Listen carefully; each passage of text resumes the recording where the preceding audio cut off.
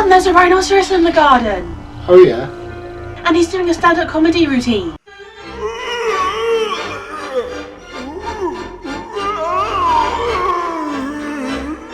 What's he doing now? I'll go and see.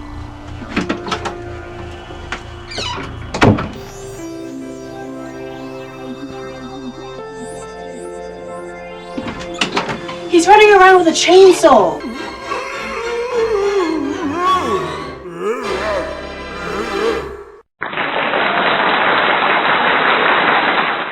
Yes, ladies and gentlemen, that was our special guest star this week, Wally the Comedy Rhinoceros, and welcome to a new episode of On the Track.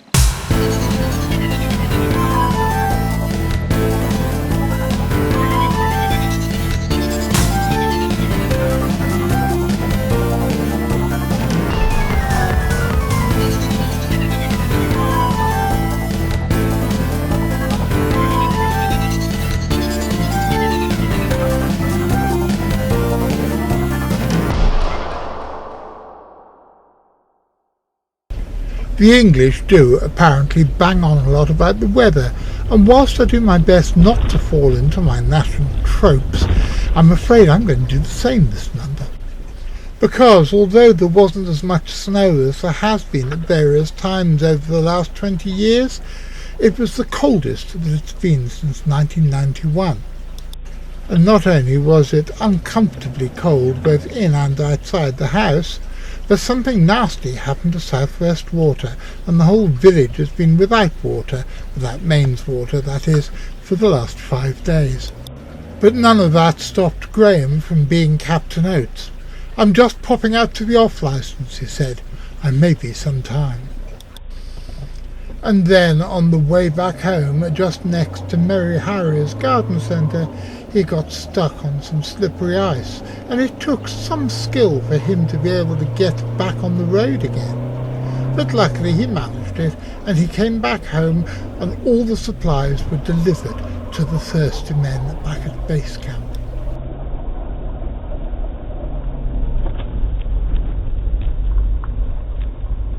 That was interesting. I'm still confused about this British Bigfoot thing, and I wonder if there has ever been something like that in the British Isles. So I thought we'd ask Max. For those of you who are not aware, we have known Max Blake, Dr. Max Blake as he is now, ever since he was a 17-year-old schoolboy, and he has been a valued friend and close collaborator of the CFZ all this time. In fact, back in 2009, whilst he was still an undergraduate, somebody who has no love for the CFZ described him as the CFZ's one great redeeming feature. So, as our pet analytical zoologist, he's the perfect person to go to get an in-depth look at the possibilities behind the stories of British Bigfoot. So, Dr. Blake, can you tell me about the history of primates in the fossil record in Britain? Yes, there aren't any. Thank you very much, Dr. Blake. Why are boys so infuriating? I always knew John was an idiot, but I thought better of Max. So Max, what can you tell us about primates in the British fossil record? There aren't any. Primates have got a very long evolutionary history with an awful lot of different evolutionary branches to it, but not one of those has ever been discovered in the British fossil record. There are some that have been found in Europe, but nowhere near Britain. The European ones, are they higher primates? No sort of quote-unquote, if you will, higher primate, i.e. sort of hominins, has been found sort of in Western Europe. I think that there are some very, very old, very basal relatives from Eastern Europe, sort of Bulgaria and Greece, but nothing further west.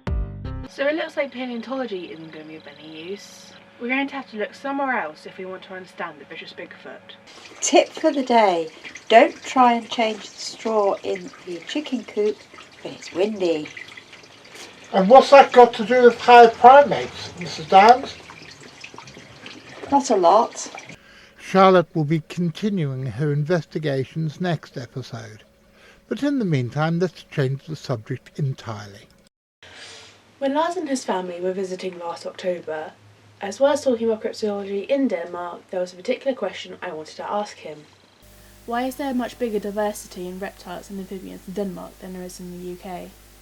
Well, we're actually not talking about that many species, but the main reason is the English Channel. Reptiles and amphibians do not like having to swim across, 40 miles of cold salt water, whereas Denmark is directly connected to the rest of Europe, so it's much easier for these animals to either migrate into our area naturally or being transported by birds, eggs on the feet of migrating birds, or all kinds of ways. But since you are an island, there's too much water around you for them to be able to get here. Most of the species that are in the rest of Europe would have to be introduced by humans for them to live here. Also last year, when Richard and his team went to Russia, Dave Archer caught a snake. Dave here's caught a smooth snake, which does occur in Britain and is very rare. It's opposite here, they're very common. These and vipers are the most common snake here. They're a beautiful creature, aren't they? I can't understand why people are afraid of snakes. They're so lovely. It's a pity they can't introduce the ones from here to England because they're so hardy and they have these bad weather. And have you seen the berry I showed you? You hit that strawberry earlier. I've seen them up in the mountains, but slightly small ones. Well, so what can I say? In Britain, there are 3 species of lizard and 4 species of snake. The lizards are the common lizard, the sand lizard, and the slow worm. The snakes are the grass snake, the barred grass snake, which was only discovered last year, the adder, which is our only poisonous snake, and the smooth snake. The smooth snake and the sand lizard are by far the rarest British reptiles. They are only found in the far south of the country because the British Isles are in the far north of their European range. But excitingly, there is evidence to suggest that both species may be found in different parts of the country where nobody expected them to be. And both of them may be even found in North Devon. A couple of years ago, my friend Martin Eve was hiking somewhere between Combe Martin and Ilfracombe along the North Devon coast path, and he saw a snake, and being an inquisitive type of bloke, he came back to me and asked me what species it was. I showed him pictures of an adder and I showed him pictures of a grass snake, which are the 2 species that one would expect to be found along that path. But he didn't recognise either of them. I didn't show him pictures of the barred grass snake for the simple reason that at the time it hadn't been discovered. But almost by accident I did show him pictures of a smooth snake, and he unerringly identified what he had seen as this species. Nonsense, I thought to myself, it couldn't possibly be. The species has recently been introduced back into locations in Devonshire, but these locations have been kept secret, so I've got no idea whether they could be responsible for the specimen which Martin saw. I also managed to find a couple of references to reintroduction projects that had been carried out unofficially about 50 years ago. Unfortunately, I lost the references when my last computer died, so if anybody can find them for me, I'd be very grateful. And of course there are historical records both in North Somerset and in North Devon, so Martin's claim is not as crazy as it might otherwise have seemed. But what about the sand lizard, the other great rarity amongst British herps? Well, back in the late spring of 1974, my father was out cutting the undergrowth on the bank opposite our house with a scythe, and he accidentally cut a lizard in half. He was quite shocked at this because he was a kindly man, but he brought the remains of the lizard in for me to see. And even now will swear black as white that what it was a male sand lizard. And more recently it appears that colonies have been established both at Braunton Burrows and at an undisclosed location near Bude. I find things like this very exciting because they illustrate, as if any illustration was needed, that the state of British wildlife is always in flux, and there are always changes and there are always new things to be seen. So as we enter spring with the long summer months ahead, keep your eyes open and see what you can find. And please, if you find anything interesting, take photographs and drop me a line. Last autumn, Graham found some mystery animals in the garden. He'd never seen anything like them before, and wondered what they were. He took the filming to John, who was as surprised as Graham had been. Although he knew what they were, he had never seen anything like that in the garden before. Yes, thank you for that. But they weren't at all easy to film. Sting things at random to see what jumps out.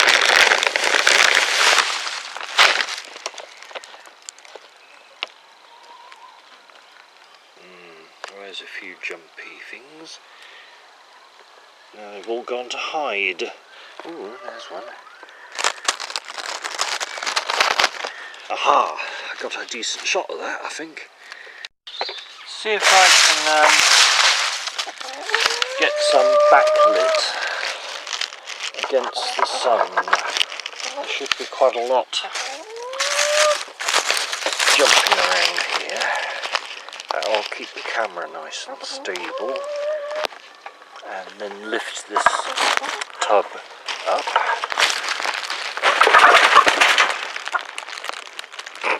Sorry, chickens.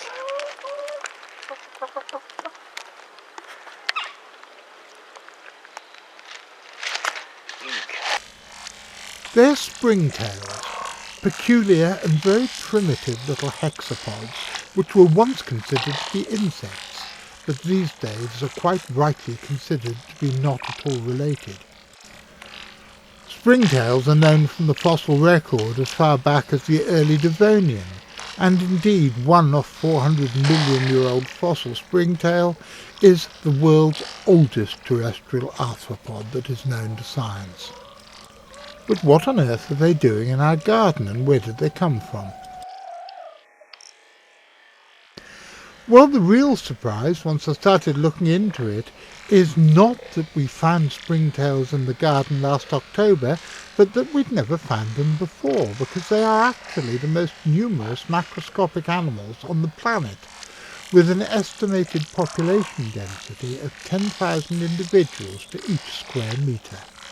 If anybody can give me an explanation for why we've never seen them before, and please don't say it's because we never looked, because over the years I've paid a great deal of attention to the creepy crawlies in the garden, I would be very, very grateful.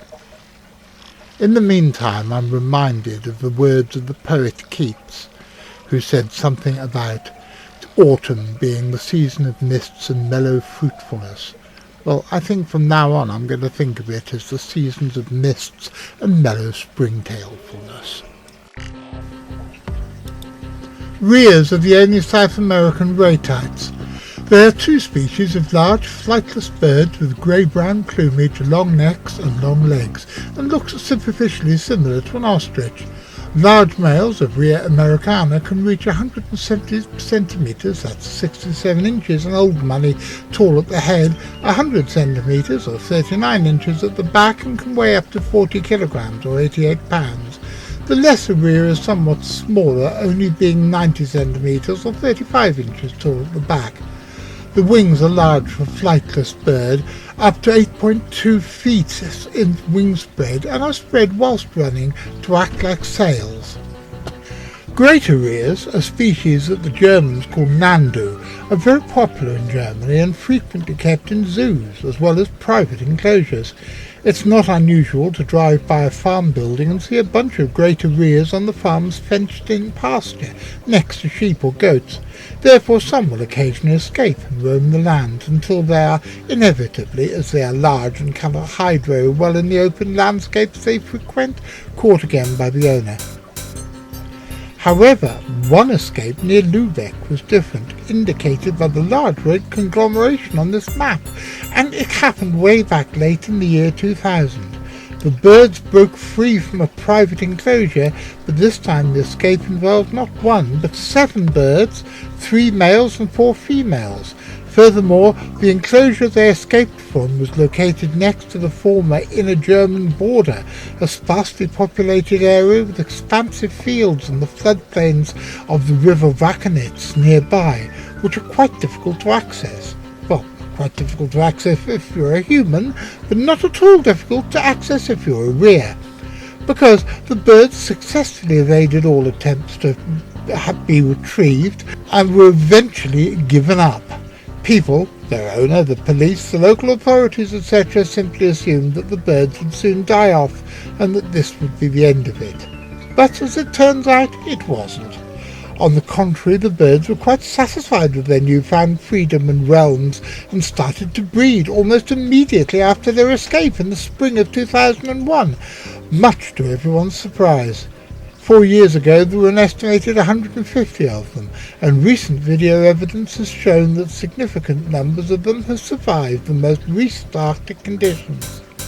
And most amusingly, a recent video shown on YouTube claims that they cannot now be captured or killed because they count as an endangered species. Not endangered in Europe, but endangered in their native South America, and that amuses me mightily. I think the world is a much better place with huge flightless birds waddling around in it, and I wish somebody would do the same in England.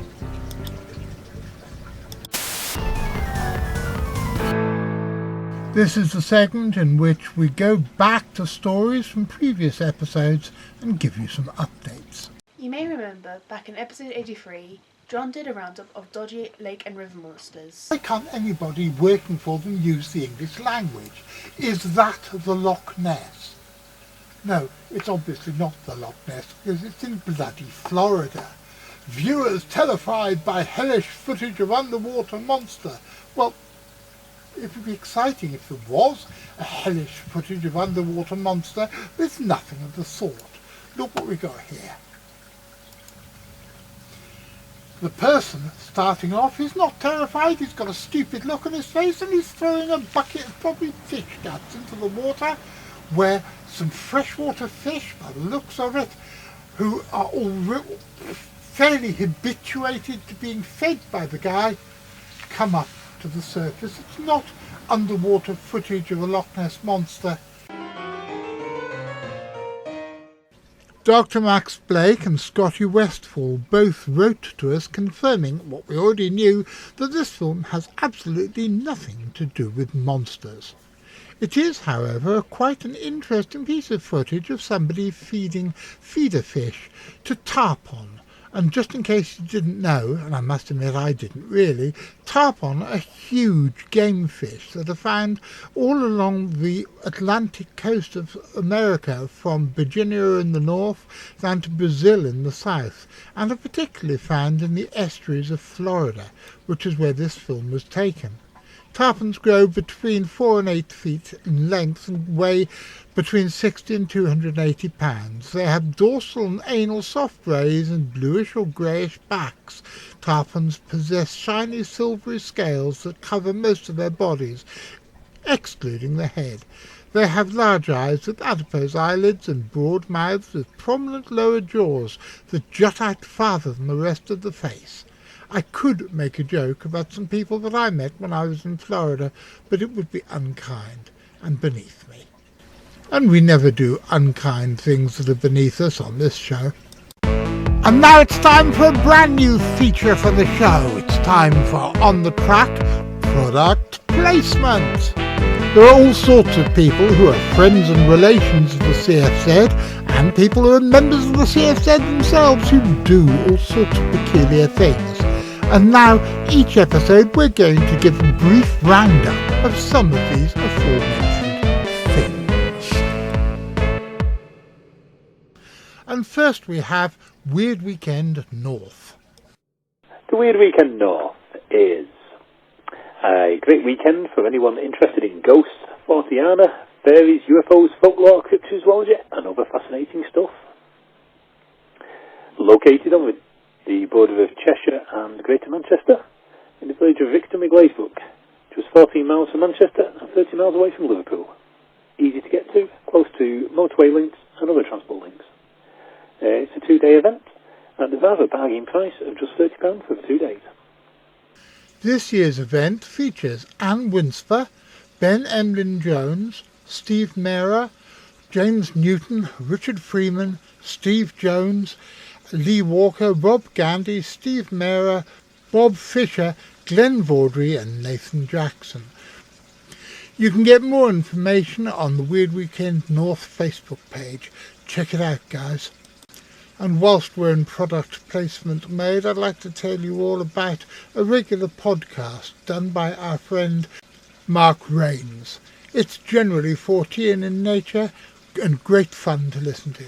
Check it out, guys. Regular CFZ watchers will be aware of Paul Rose, who operates under the nom de guerre of Mr. Biffo. He went with Richard and the gang to South America looking for giant anacondas, and he is the man behind the funniest things that we have ever seen. And that's actually not hyperbole. He's got a new show coming up. So, are you tired of YouTubers screaming at you, rubbing their scalps with anime figurines? Do you yearn for the days of proper gaming TV shows that you actually cared about? Do you wish there was a retro gaming web series that you could refer to as the greatest thing you ever watched? A show from the fervored mind of a man calling himself Mr. Biffo, knowing that you played a part in getting it made. Well then, prepare yourself, my child, for the most important event in retro gaming ever. Gird thyself for Digitiser, the show.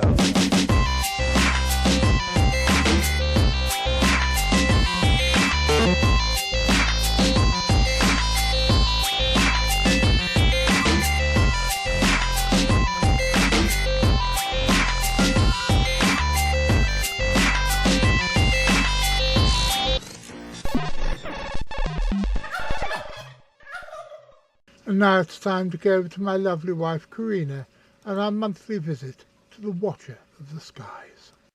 I have always felt a curious affinity with this species of bird, probably because for 30 years I was a secretary, and this is a secretary bird. A highly specialised ground-dwelling bird of prey from an older family than the other Old World raptors. It is native to sub-Saharan Africa and is sadly non-migratory, so will never be a natural visitor to these shores. But I think you'd be surprised quite how many completely unexpected avian visitors Britain does have, and that's what this segment of On the Track is all about. Bernard Heuvelmans himself said that cryptozoology wasn't the study of monsters, but the study of unexpected animals, and in the UK what could be more unexpected than vultures, spoonbills and albatrosses? Yes, even the kings of the Southern Ocean have been seen in British waters. 2 species of albatross have been recorded in the UK in recent years. Not all of our feathered visitors are quite so spectacular, but nearly every day there is something exciting to greet the Watcher of the Skies. Welcome everybody. It's not actually out of place birds this time round, because there haven't really been any out of place birds, but we have a little selection of something or other. During the last week of February, bird watchers gathered to a small Alabama city called Alabaster to catch a glimpse of a cardinal with a 1 in a million genetic mutation that causes its bright red feathers to be a striking shade of yellow. It had first been spotted in the backyard in late January, but was still showing itself on a regular basis. Auburn University biology professor Mr. Geoffrey Hill, who's written books on bird coloration, said that the creature's mutation is so rare he's never seen one in person. He estimates that only 2 or 3 yellow cardinals are spotted visiting backyards in the US or Canada each year. Cardinals and other songbirds need to consume foods containing organic pigments called carotenoids to achieve their bright colours. Mr. Hill went on to explain, songbirds like cardinals almost never consume red pigments. Rather, they consume abundant yellow pigments. So to be red, cardinals have to biochemically convert yellow pigments to red. But this bird's singular mutation might be blocking the colour changing pathway, diluting its red pigment to yellow.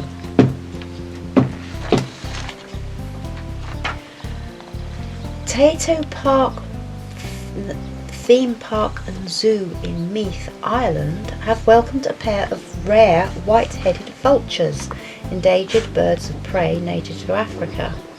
These birds are the only breeding pair in Ireland, and in the wild the birds are facing a serious threat of extinction. The white-headed vulture is part of a captive population managed and monitored by the European Association of Zoos and Aquaria's European Endangered Species Programme, or EEP for short.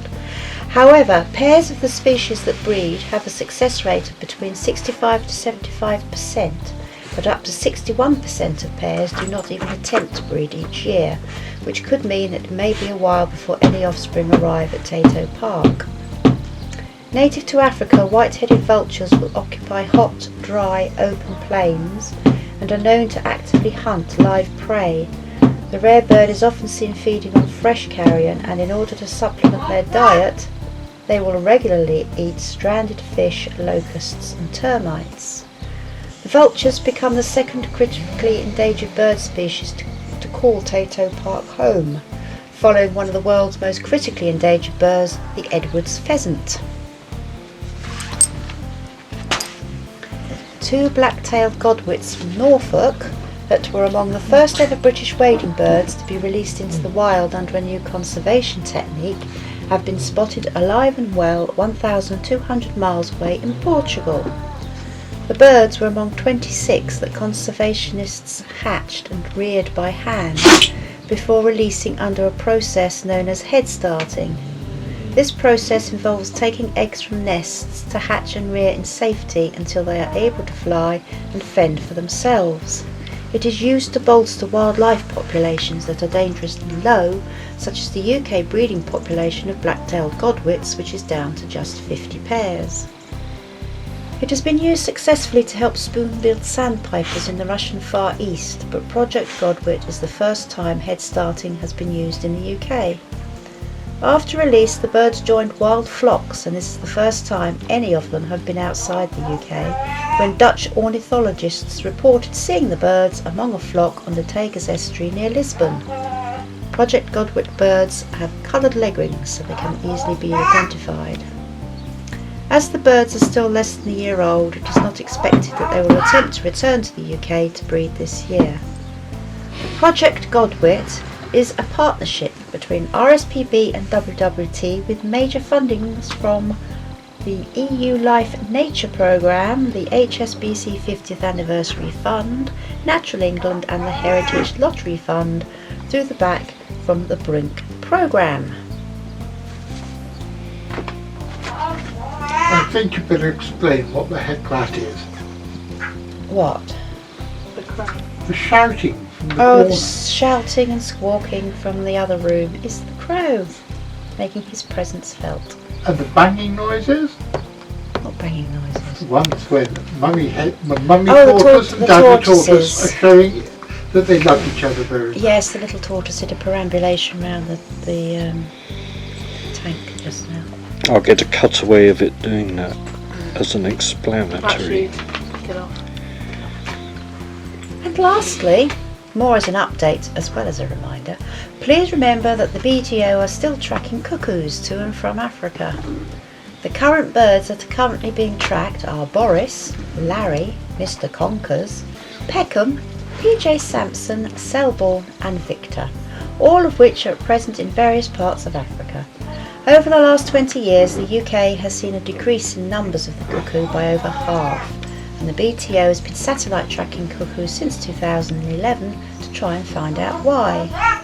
Over the last few years, lots of vital information such as different routes and migration pressures has been gleaned, and it is hoped that more will be discovered. According to the BTO website, they are looking more closely at how dependent birds are on and how much their migration is linked to the rains of the Intertropical Convergence Zone weatherfront system as the birds move out of the Congo rainforest and start to head back via West Africa to the UK. If you'd like to get involved, check out www.bto.org and follow the links. And that's it for this issue of Watch of the Skies. No, it's not an issue of Watch of the Skies, it's an issue of On the Track of What You've Disguised. And so now it's over to Jonathan for his monthly look at new and discovered species.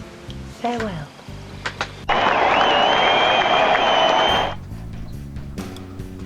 A new species of pygmy squid, Idiosepius halami, has been described from eastern Australia. It differs from the other species found in Australian waters in a number of traits, including the number of club suckers, the shape of the funnel mantle locking apparatus, and the modification of the male heterocyculus. Mitochondrial DNA markers indicate that it is also distinct on a molecular level.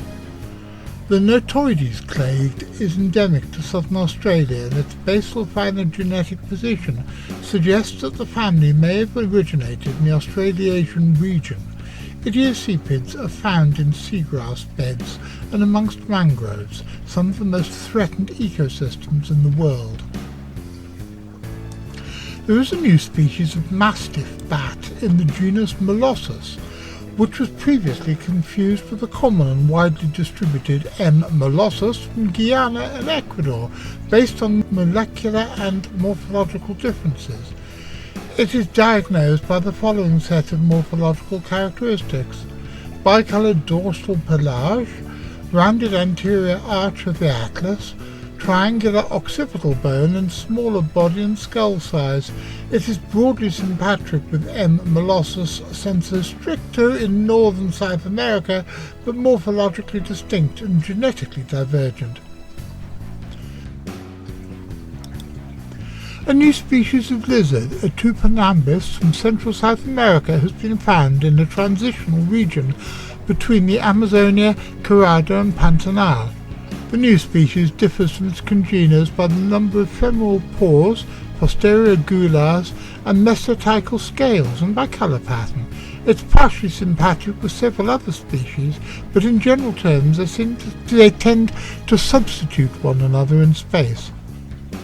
This is the new Amphilocusomatid millipede, Heterocorzuma dephprodum, found in the second and third deepest caves of our planet, Kubera Voronja and Sama in Abkhazia in the western Caucasus.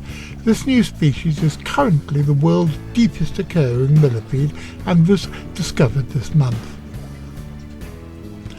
The genus Pseudocanthicus currently comprises the following 6 species distributed in the Amazon and Tocantins basin and coastal drainages from Guyana to French Guiana: P. serratus, P. fordi, P. hystrix, P. spinosus, P. lepidus, and P. pitanga, and P. pyragora.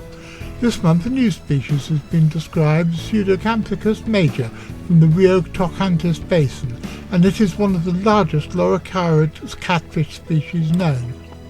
The new species is distinguished from its congeners by the following combination of characters: having body colour pattern with dark brown background without spots or blotches under dorsal and caudal fins with transversal white bands, anterior process of compound pterotic with no contracting of the posterior margin of the orbit, and by the absence of a conspicuous crest on the posterior edge of the parietal supraoccipital. A new genus and 4 new species of freshwater crab, Cantopomon, have been found in Guangdong, China, based on morphology and 2 mitochondrial markers. Species of Cantopomon closely resemble species of Yarrapatomon, but differ by the combination of carapace, 3rd maxilliped, male pleon, male first gonopod and female vulva characteristics. Molecular data derived from the mitochondrial 165 rDNA also supports the establishment of the new genus. A new genus, Ostmanthiodon callis and the tribe Synthiodoni, and a new species, Omanthiodon odomaticola, of clearwing moth are described from East Africa. This is the first record of a sessiid species ever associated with ant galls and found on the whistling thorn acacia. The Crooked Acklands Bank, a component of southern Bahamas archipelago, supports terrestrial herpetofauna largely in common with other islands in the region, including a buried snake. This boa, Chilabolothrus chrysogaster schwartzi, which was described in 1975, was considered a subspecies of the southern Bahama boa complex. However, the original description was based on limited specimen material. As the author of the original description used recently deceased specimens collected by locals, no description of living animals existed. Since its description in 1975 in the associated collection of 4 type specimens, no additional boas from crooked acklins have been reported in the literature. In addition, to the best of our knowledge, no photographs of live specimens have been published and no juveniles have ever been described. For these reasons, it has been suggested that the subspecies is either extremely rare or possibly extirpated from the bank. However, it's good to report the first 4 living boas from the crooked acklins bank, including both juveniles and an adult. Here are the first photographs of and morphological data from live wild specimens. After phylogenetic analysis of these boas using maximum likelihood and Bayesian approaches as well as divergence time analyses, the authors find that the crooked acklins boa is a distinct species, sister to the recently described silver boa. Here are 2 new species of the lacertid genus Ophiphos, based on a series of 19 specimens from semi-arid habitats in the states of Gujarat and Rajasthan in northwestern India. Ophiphos pucerensis and Ophiphos cutrensis are allied to Ophiphos macrolepis and can be diagnosed from all other Indian Ophiphos by the fusion of the lower and upper eyelids. Their large body size, which is a snout to vent length of up to 50 millimeters and 50 scales or more around the mid-body. They differ from O. microlepsis and each other in the number of scales around the mid-body, the number of dorsal scales, subtle colour pattern differences, as well as uncorrected mitochondrial sequence divergence. These are some of the only known endemic reptiles in these semi-arid landscapes and indicate that many other such habitats may harbour endemic biodiversity. And I don't know about you, but that is an incredibly exciting concept. I would like to also point out that whereas every effort has been made to contact the copyright holders of these photographs, we believe that we are justified in reproducing them in this not-for-profit video using the policy of fair use. However, if there is anybody who believes that their intellectual or legal rights have been infringed, please contact us and we will do our best to bring the matter to a mutually acceptable solution. Before we go, there's this. And in next month's episode... Well, we've actually got a problem. I'm not sure what's in next month's episode, but there'll be something in next month's episode, even if it's only Archie singing a song by the Beach Boys. You want to see how he does that? Ba ba ba ba ba ba ba ba ba ba ba. And this. Ever since we restarted this show back in the summer, we've been telling you how Louis was going to set up a Patreon campaign. Well, he's done it, and you can come see what he's done and hopefully support us in a very real way at this address. Thank you, guys. Thank you for watching this month's episode, and we hope you enjoyed it. And we hope you tune in next month, even though we haven't really got anything planned. Goodbye! Well folks, that's the end of this episode and I hope you all enjoyed it. We're very proud of the way that this show is progressing and I'd like to thank everybody who's made this possible and also to thank all of you out there who help us both on Patreon and in other ways during each month. A quick message here to Rich Jordan who asked about our theme music. It was originally an excerpt from a song by my old band, which was called Spanish Ladies and came out on an EP we released in 1995, that if you look hard enough you can find on Spotify. But we decided to re-record the song as part of the reboot of the show which took place last summer, and I hope you enjoy it. I'm sorry that you miss the original titles with the canoe, and we'll probably try and do them again just for you at some point. But in the meantime, I look forward to seeing you all next month. It's going to be another show and another great adventure. Hold on, it's going to be a bumpy ride. Be seeing you.